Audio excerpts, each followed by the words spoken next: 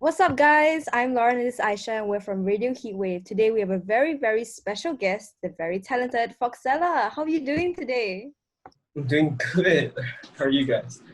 We're doing good. Great. Yep. Yeah. All right. So basically, we have a bunch of questions for you, and after this round of questions, we have something called quick fire questions. So you have to answer them in snap. So are you ready to start the interview? Yes, let's do it. So the first question is, you are the youngest local artist to have reached 1 million streams on Spotify just at the age of 17. What fueled your love for producing music? Yeah, that's like crazy for me.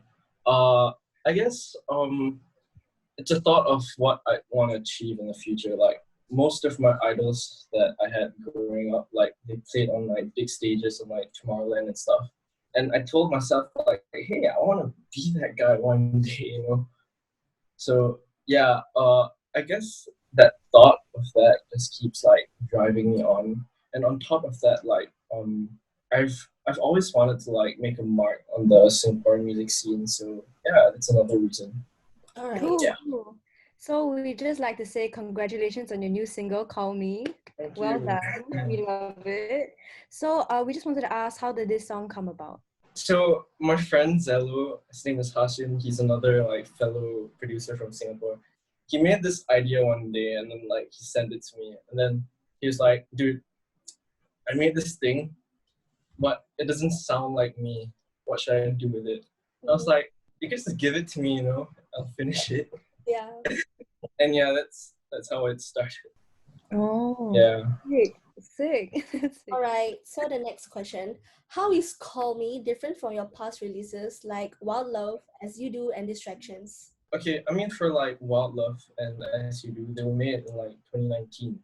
So at that time, I feel like I was a little like lazy. I just skimmed on like on like checking the song. Like for me, I'll just like make a song in like 2 hours. I'm like, okay, you know what? That's it. I'm just gonna put it on Spotify. So yeah. So and I guess I've improved a lot over the past year. So it's different in terms of quality, I guess. So yeah, nowadays I just spend a lot more time making sure that the song is as good as it can be before putting it out. Yeah. That's Right. amazing. It's just like an attitude switch, I guess. Yeah. I totally get it. Mm-hmm. So, as you were breaking into the music scene, especially with your interest in electronic music at such a young age, what were some of the challenges that you faced in the industry? I guess it's more of like an internal challenge. Like for me, I mean, I guess these are like challenges that every musician would go through. Like at the start, I wouldn't have like any confidence, and then I'll show my tracks to my friends, and then my friends would all be like, "Yes, man." They'll just say like, "Oh yeah, it's good," even though it's bad. And yeah, because of that, I thought that I'm so good, and then I had like ego problems, man. So yeah, so I mean, after that, I told myself like, "Hey, dude, you gotta calm it down and keep your ego in check." So yeah, I mean, yeah, those are like my problem. I mean, my challenges, I guess. I mean, yeah, it's not much. Okay, quick question. How did your stage name Foxela come about? Okay, so I was on vacation with my family. We were at Australia, and then my flight got cancelled. Like that sucked. So then I remember my mom was talking to like the airport staff. Airport, the airport staff. My English just failed on me. But, yeah. Don't worry about it. We're just But, as nice as you. yeah. We're just Yeah. So my mom was like collecting all the vouchers and stuff, right? And then my mom, like those code words that the military uses, like A for Alpha, C for Charlie. So my mom said F for Foxtrot, and then while she said Foxtrot, I saw the person's name, Amela, and my mind just blended those two words together. I was like, Foxela, that's kind of cool. Wow. So yeah, that stuck. That's really sick, dude. That's really sick. So, you currently have more than 40 releases under your belt, which is crazy, by the way. So, where do you get your inspiration to come up with new tracks? every day I'll be on like Spotify for like maybe a good hour or two, just like digging through playlists, trying to find new tunes. Yeah, that's my main source of inspiration, I guess. I'm trying to find like what's fresh, and I want to see if I can emulate that sound, and at the same time like put my own sound inside. So yeah, that's one way I do it. And I mean, other than that, sometimes inspiration just pops out of nowhere. Like I'll be showering and then I'll think of a melody and I'm like, wait, that's cool. So I just run out. I mean, I put on my clothes, okay? I just run to my computer and then I just start working on whatever I thought of. And yeah, like a few hours later, I'll have an idea. Yeah, it's kind of weird, but it's not very cool. It's cool, really cool. Thank you. So for the next question, there are many genres in EDM.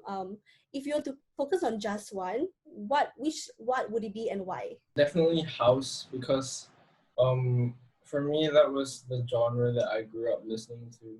Like, you know, people like Martin Garrix, Avicii, that's all house. So yeah, those were my main few inspirations last time. And that just kind of stuck with me. And I mean, over the years, I've tried doing other genres like trap, dubstep, future bass. But then at the end of the day, like I'll just find house speaking to me the most.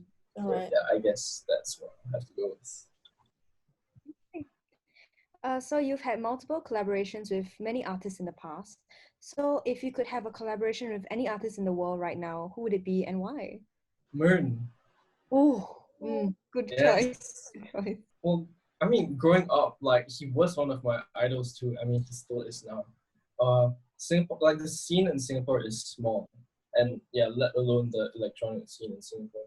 And somehow he managed to like put Singapore on the map of electronic music, and that's like an incredible feat. Basically, like where he is now is where I want to be in the future. So I feel like if I ever can make a song with him, like that would be an insanely awesome learning experience for me. So, yeah. Have you met him?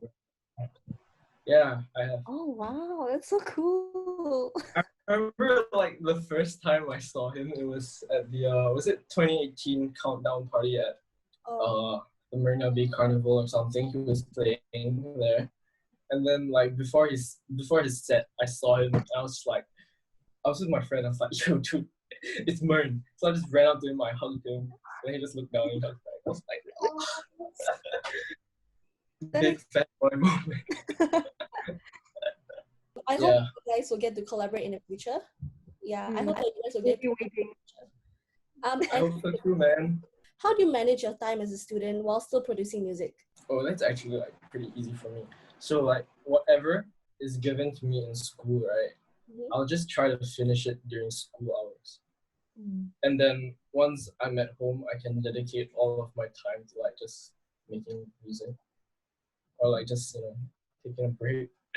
But if schoolwork ever has to like seep into my own like time, I'll just use it as like, I'll just take it as a break from music, you know.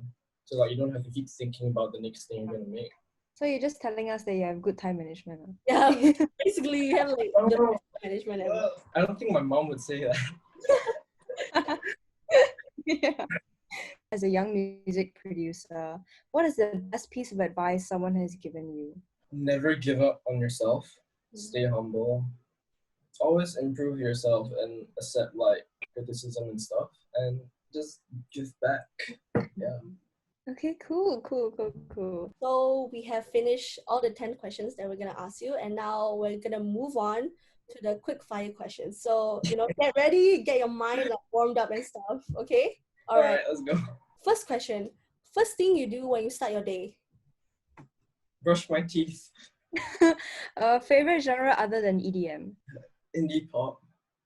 What's your guilty pleasure? Sleeping. You have $1 million for 10 minutes. What is the first thing you buy? That's hard though. Upgrade my room probably.